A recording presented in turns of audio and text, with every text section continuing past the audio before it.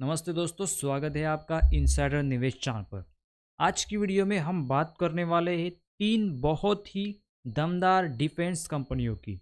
Bharat dynamics limited यानी BDL, Bharat electronics limited यानी BEL और हिंदुस्तान एरोनॉटिक्स लिमिटेड यानी एचएएल। तीनों कंपनीज डिफेंस सेक्टर से जुड़ी है और इनसे जुड़ी एक खबर अभी अभी सामने आई है। इस खबर से साफ हो जाएगा कि दिवाली आने से पहले शेयरों में क्या धमाका हो सकता है। तो चलिए एक एक करके पूरी डिटेल समझ लेते हैं। सबसे पहले आप स्क्रीन पर देखिए, यह आर्टिकल द हिंदू की वेबसाइट पर है जो 16 अक्टूबर 2025 को पब्लिश हुआ है। आर्टिकल में आप देख सकते हैं हमारे defence minister Rajnath Singh Brazil के डिफेंस मिनिस्टर के साथ एक मीटिंग करते हुए दिख रहे हैं। अब सवाल ये है कि यह मीटिंग किस लिए थी।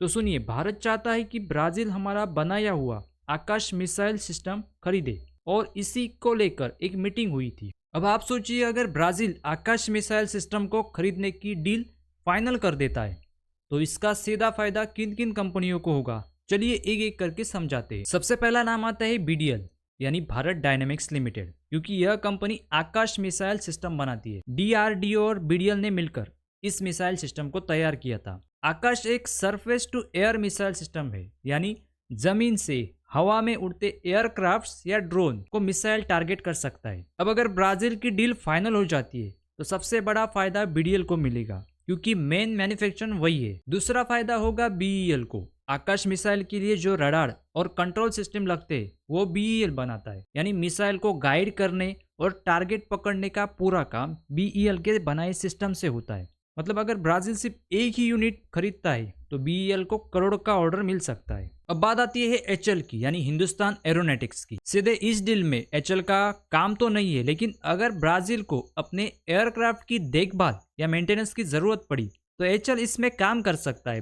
भविष्य में एचएएल और ब्राजील की कंपनी एम्बर्स एरोस्पेस भी मिलकर कुछ बड़े प्रोजेक्ट कर सकते हैं। मतलब एचएएल को भी इस डील से कुछ फायदा मिल सकता है, लेकिन बस थोड़ा वो इनडायरेक्ट तरीके से होगा। तो दोस्तों, यह अपडेट सिर्फ ब्राजील तक सीमित नहीं है। आर्टिकल के मुताबिक लैटिन अमेरिका के दूसरे देश में भी इस सिस्टम में दिलचस्पी दिखा रहे हैं। मतलब एक्सपोर्ट के बड़े मौके खुल सकते हैं और इससे बीईएल और बीडीएल दोनों को फायदा मिल सकता है।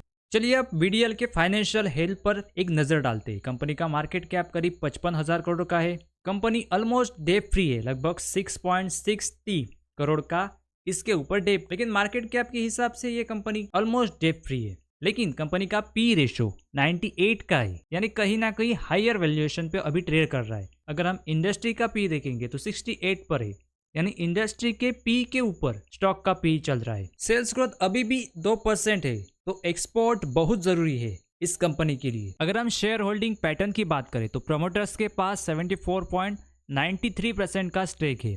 एफआईएस के पास लगभग 3% यानी 4% का स्टेक है। डीआईएस के पास अभी कम हुआ है, 10% का है।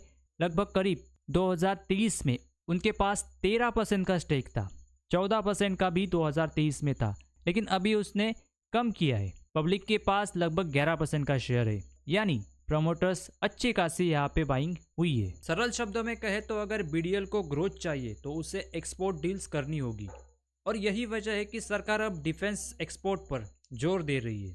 तो दोस्तों, अब आप समझ गए होंगे कि अगर ब्राज़ील के साथ यह डील होती है तो सबसे बड़ा फायदा होगा बीडीएल और बीईएल को, और एचएएल को भी इनडायरेक्टली इसका लाभ मिल सकता है। तो दोस्तों, ये वीडियो आपको अगर इन्फॉर्मेटिव लगी हो तो चैनल को सब्सक्राइब करना मत भूलना और लाइक ज़रूर करना। मिलते हैं अगले किसी नेक्स्ट वीडियो में, तब तक के लिए धन्यवाद।